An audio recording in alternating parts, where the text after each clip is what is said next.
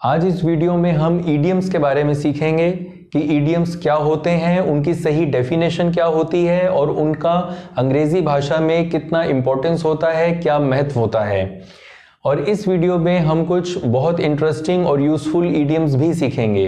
तो इस वीडियो को पूरा देखिए और ध्यान से देखिए, क्योंकि इसमें कई ऐसे फैक्ट्स होंगे जो बहुत इंटरेस्टिंग होंगे और आपको सीखने में बहुत अच्छा लगेगा और इससे आपकी अंग्रेजी बहुत बेहतर बनेगी।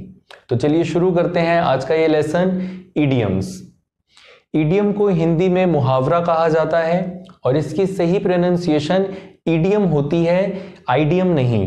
कुछ लोग इसे आइडियम प्रोनाउंस करते हैं पर वो गलत है। इसकी सही प्रोनाउंसिएशन ईडियम होती है। अगर एक है तो ईडियम यानी मुहावरा, और अगर एक से ज्यादा है तो ईडियम्स यानी मुहावरे।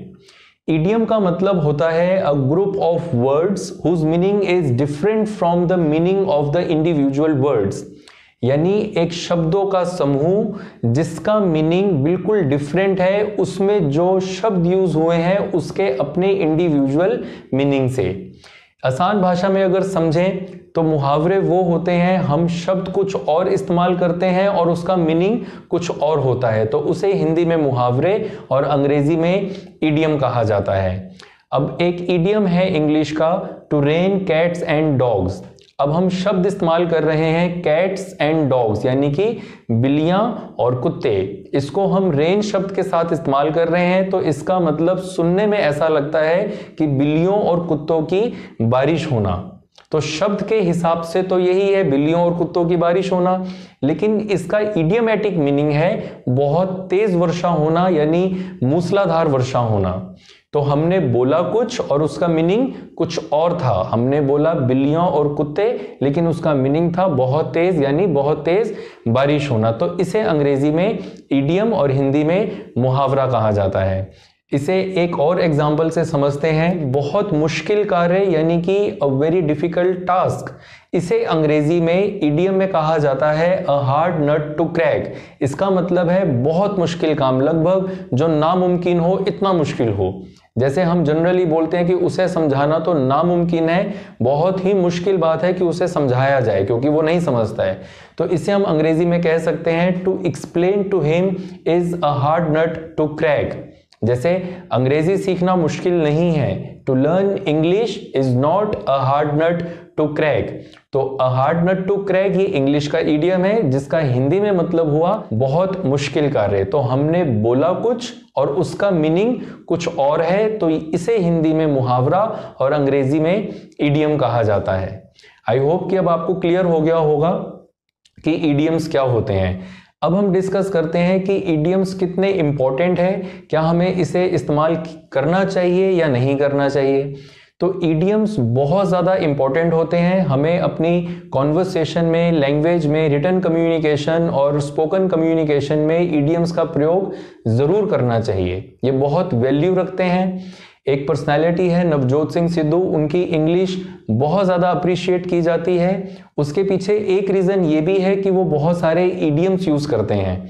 तो ईडियम्स की वैल्यू बहुत होती है, इससे हमारी अंग्रेजी का स्तर बढ़ता है, हमारी इंग्लिश का स्टैंडर्ड और ज़्यादा बेहतर होता है। तो हमें ईडियम्स का प्रयोग ज़रूर करना चाहिए।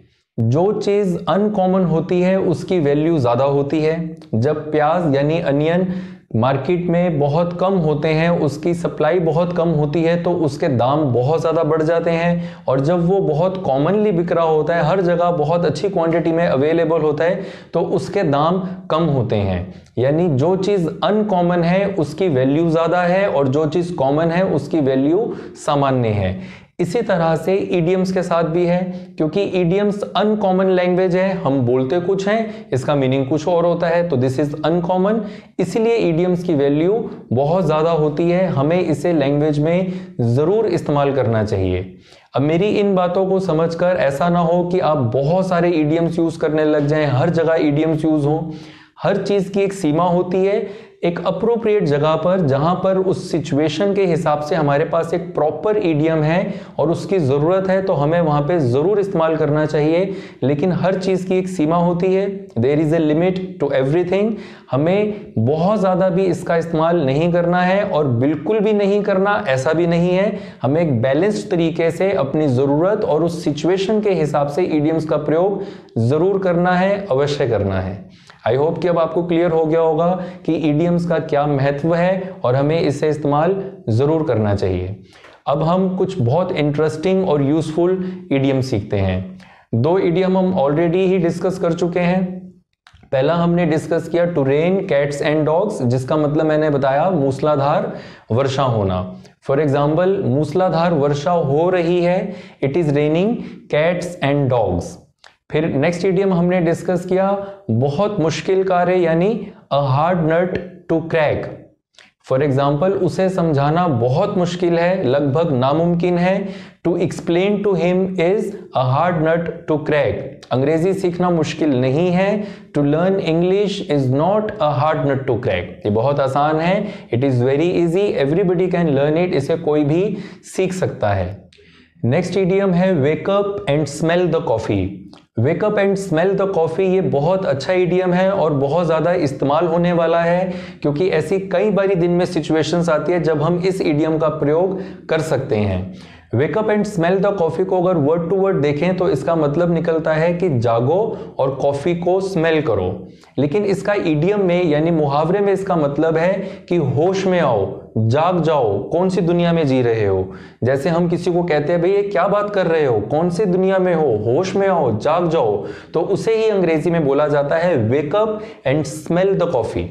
अब जैसे कोरोना वायरस चल रहा है और अगर कोई व्यक्ति बोले मैं मास्क नहीं लगाऊंगा, मैं सोशल डिस्टेंसिंग को फॉलो नहीं करूंगा, कुछ नहीं होता, सब अफवाह है, तो हम बोलेंगे कि भाई पूरा वर्ल्ड सोशल डिस्टेंसिंग को फॉलो कर रहा है, मास्क लगा रहा है, तुम क्या बात कर रहे हो, तुम होश में आओ, जाग जाओ, ढंग की बात करो। तो इसे हम बोलेंगे wake up and smell the coffee.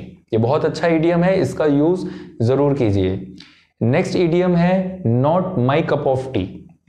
Not my cup of tea का मतलब है जो चीज मेरे टाइप की नहीं है, चाहे वो अच्छी हो लेकिन वो मेरी पसंद की नहीं है, वो मुझे सूट नहीं करती, मुझे इस तरह की चीजें पसंद नहीं है, तो हम उस चीज के लिए बोलते हैं it is not my cup of T.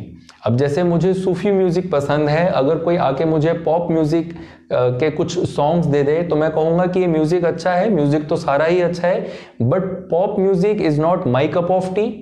इसका मतलब है कि ये वो म्यूजिक नहीं है जो मुझे पसंद है, जिसको मैं सुनना चाहता हूँ। इसी तरह से अगर आपको किसी ने एक शर्ट गिफ्ट करी और आपको वो अच्छी भी लगी लेकिन वो कलर आप नहीं पहनते हैं, तो आप कह सकते हैं कि this colour is not my cup of tea. तो not my cup of tea का मतलब होता है कि ये चीज मेरी पसंद के हिसाब से नहीं है, ये चीज मेरी प्रेफरेंस में नहीं है। इस इडियम को हमेशा नॉट के साथ ही इस्तेमाल किया जाना चाहिए। हालांकि कुछ किताबों में ये बिना नॉट के भी दिया होता है, लेकिन ऑक्सफोर्ड के हिसाब से इसे नॉट के साथ ही इस्तेमाल किया जाना चाहिए, यानी नेगेटिव सेंसेस में ही इसका प्रयोग किया जाना चाहिए। नेक्स्ट इडियम है विदाउट इक्वल। विदाउट इक्वल एक बहुत अच्छा इडियम है। विदाउट इक्वल का मतलब होता है जिसकी कोई बराबरी नहीं, जिसका कोई सानी नहीं, जिसका कोई मुकाबला नहीं। जैसे एक सूफी सिंगर हुए हैं नुसरत फतेह अली खान साहब, वो पूरी दुनिया के म्यूजिशियंस ये मानते हैं कि उन जैसा दूसरा कोई भी नहीं, उनका जो लेवल है उसको कोई भी रीच नहीं कर सकता, उनकी कोई बराबरी नहीं, उन जैसा दूसरा कोई भी नहीं, वो एकमात्र है, अपनी तरह के सिर्फ एक ही सिंगर वैसे हैं, वैसा दूसरा कोई भी नहीं। तो ऐसे हस्ती के लिए हम यूज करते हैं विदाउट इक्वल, कि नुसरत फतेह अली खान साहब इज विदाउट इक्वल, यानी उनकी कोई बराबरी नहीं, उनके कोई इक्वल नहीं, सभी उनसे नीचे हैं, उनके कोई इक्वल नहीं, so he is without equal. Next idiom है नो रिस्पेक्टर ऑफ पर्संस। ये भी बहुत अच्छा इडियम है। नो रिस्पेक्टर ऑफ पर्संस का अगर हम वर्ड टू वर्ड मीनिंग देखें तो ऐसा लगेगा कि ये व्यक्ति किसी की इज्जत नहीं करता, he is no respecter of persons. पर इडियम में इसका ये मतलब है कि उसकी नजर में सब बराबर हैं, वो कोई भेदभाव नहीं करता है, ना ही किसी के ओहदे से यानी कि बहुत हायर पोस्ट से वो इन्फ्लुएंस होता है, और ना ही किसी की अमीरी से वो दबता है या उनको ज्यादा फेवर देता है। वो सभी के साथ एक जैसा बिहेव करता है, सभी उसकी नजरों में बराबर हैं। So he is no respecter of persons. हम सभी को ऐसा होना चाहिए कि हमारी नज़र में सब बराबर हो, बिना किसी भेदभाव के हमें सबको ट्रीट करना चाहिए। तो हम कह सकते हैं we should all be no respecter of persons. Next idiom थोड़ा सा फनी है लेकिन बहुत अच्छा ईडियम है। नेक्स्ट ईडियम है his eyes are bigger than his stomach, यानी कि उसकी आंखें उसके पेट से बड़ी हैं। ये शब्द का मीनिंग हो गया, लेकिन इस मुहावरे का मतलब ये है कि वह भूखा है, कि वह लालची है। जैसे हम अपनी कॉमन लैंग्वेज में बोल देते हैं, आम लोकल लैंग्वेज में बोल देते हैं कि वो तो बहुत खाऊ है, वो बहुत भूखड़ है, उसे तो घसीटने की आदत है, जो मिलता है वो बस घसीटने की करता है। तो इसी को अंग्रेजी में बोलते हैं ईडियम में his eyes are bigger than his stomach. Stomach से भाव है जरूरत, कि जितनी जरूरत है। हिज आईज आर बिगर, और आईज आर बिगर से भाव है कि उसकी आंखें उससे ज्यादा पर टिकी हुई हैं जितनी उसको जरूरत है। यानी अगर जरूरत एक चीज की है तो आंखें उसकी 10 चीज ले लेना चाहती हैं। इसका मतलब कि वो लालची है, भूखड़ है, घसीटने की उसको आदत है। जैसे हम जनरली बोलते हैं कि वो व्यक्ति तो बहुत भूखड़ है, उसको तो कुछ भी मिल जाए, जरूरत हो या ना हो, बस वो ले लेगा कि हाँ मुझे दे दो। तो हम कह सकते हैं his eyes are bigger than his stomach. Next idiom है इन लीप्स एंड बाउंड्स। इसे इन लीप्स एंड बाउंड्स भी कहा जाता है और इसे बाय लीप्स एंड बाउंड्स भी कहा जाता है। इस ईडियम के 2 मीनिंग होते हैं। इसका पहला मीनिंग है वेरी क्विकली, यानी कि बहुत जल्द। अब जैसे कोई पेशेंट है, उसको डॉक्टर कहता है कि अगर आपने दवाइयां सभी टाइम से ली तो आप बहुत जल्द रिकवर कर लेंगे, you will recover very quickly. तो वेरी क्विकली की जगह हम इन लीप्स एंड बाउंड्स या बाय लीप्स एंड बाउंड्स का भी प्रयोग कर सकते हैं। तो डॉक्टर कह सकता है if you take these medicine on time you will recover by leaps and bounds, या फिर you will recover in leaps and bounds. और इसका दूसरा मीनिंग होता है बहुत बड़े पैमाने पर। जैसे that company has progressed by leaps and bounds, यानी उस कंपनी ने बहुत ज्यादा तरक्की की है, बहुत बड़े पैमाने पर तरक्की की है। नेक्स्ट ईडियम बहुत इंटरेस्टिंग है, मीट एंड ड्रिंक, और ये मेरा फेवरेट भी है। मीट एंड ड्रिंक का मतलब होता है जो चीज़ हमें बहुत पसंद हो, जो चीज़ हमें बहुत ज़्यादा पसंद हो, हमें उसमें बहुत ज़्यादा मज़ा आए, हमें उसमें बहुत ज़्यादा इंटरेस्ट हो, तो वो चीज़ या वो एक्शन हमारे लिए मीट एंड ड्रिंक होता है। फॉर एग्जाम्पल मुझे सूफी म्यूज़िक बहुत पसंद है, तो Sufi music is meat and drink to me. अब जिस व्यक्ति के लिए हम बताएंगे उसके लिए टू प्रेपोजिशन का इसके साथ प्रयोग किया जाता है। जैसे किसी को कुकिंग पसंद है तो वो लेडी कह सकती है कि cooking is meat and drink to me. कुछ लोगों को ड्राइविंग पसंद है तो वो कह सकते हैं driving is meat and drink to me. Books are meat and drink to me. Making YouTube videos is meat and drink to me. अब आप मुझे कमेंट करके इसमें बताइएगा कि आपके लिए क्या चीज मीट एंड ड्रिंक है। तो आप लिख सकते हैं driving is meat and drink to me, या जो भी चीजें हैं, cricket is meat and drink to me, जैसे मैंने अपना एग्जांपल दिया, music, Sufi music is meat and drink to me. अब लास्ट इडियम लेते हैं, बेयर योर सोल।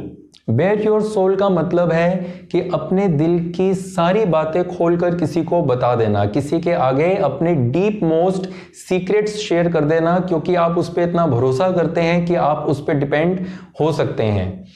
इसकी प्रोनाउंसिएशन बेयर भी होती है और इसकी प्रोनाउंसिएशन बेयर भी होती है। आप इसको बेयर या बेयर दोनों ढंग से प्रोनाउंस कर सकते हैं। जैसे फॉर एग्जाम्पल अगर आपने कहा कि मैंने उसको अपने सारे सीक्रेट्स बता दिए, अपने डीप मोस्ट सीक्रेट्स, जो कि इनर मोस्ट लेयर तक की जो मेरी बातें थी वो भी मैंने उसके आगे रख दी क्योंकि मेरे को उस पर भरोसा है, तो आप कह सकते हैं I have bared my soul to him. इसमें भी जिस व्यक्ति को आप सीक्रेट्स बताएंगे, अगर आप उसे मेंशन करना चाहते हैं तो उसके साथ भी टू प्रेपोजिशन लगती है। फॉर एन एग्जाम्पल जैसा अभी मैंने बताया, I have bared my soul to him, you can bear your soul to me, we should not bear our soul to anyone new। हम किसी भी नए व्यक्ति के आगे अपने राज हमें नहीं बताने चाहिए। आई होप कि इन इडियम्स को आप जरूर लर्न करेंगे और इन्हें अपनी कॉन्वर्सेशन में, डे टू डे लाइफ में, स्पीकिंग में और रिटर्न में जरूर यूज करेंगे, और जिससे आपकी अंग्रेजी बहुत अच्छी बनेगी, आपको बहुत बेनिफिट होगा। आप जरूर कमेंट करके बताएं कि इनमें से आपका फेवरेट इडियम कौन सा बना है और आपके लिए क्या चीज मीट एंड ड्रिंक है। अपनी अंग्रेजी और पर्सनालिटी को बहुत ज़्यादा अच्छा बनाने के लिए यूट्यूब पे मेरी इन वीडियोस को देखते रहिए, और शॉर्ट वीडियोस के लिए टिकटॉक, हेलो, इंस्टाग्राम और फेसबुक पे भी मेरे आईडी गौरव मोटिव रूम को फॉलो कीजिए। Thank you.